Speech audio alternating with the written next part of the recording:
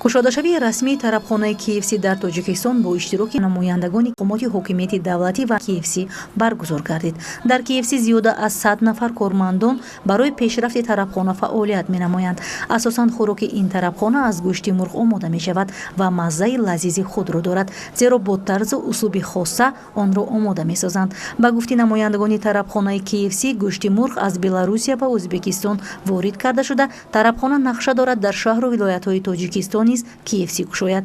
KFC ин номи яке аз миллиардере мебошад, ки дар ҷавониаш корҳояш на он қадар омад мекард, вале ҳеҷ гоҳ роҳ афтода нашуд ва дар синни 65 солагӣ бо номи KFC аз гӯшти мурғ хӯрок омода месохт.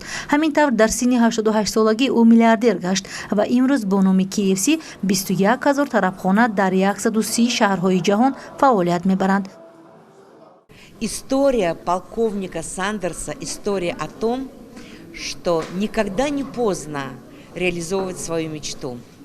И если есть мечта, то идти к ней с твердым намерением, что это можно реализовать. И то, что сделал полковник Сандерс, он научил весь мир, он рассказал всему миру, какой может быть вкусной курочка.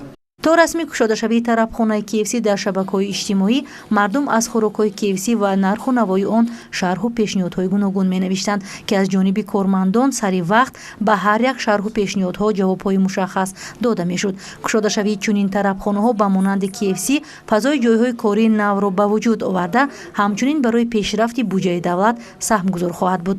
гузориши Саидаи Раҳимӣ, Суҳроб Назаров, Хабар ҷаҳоннамо.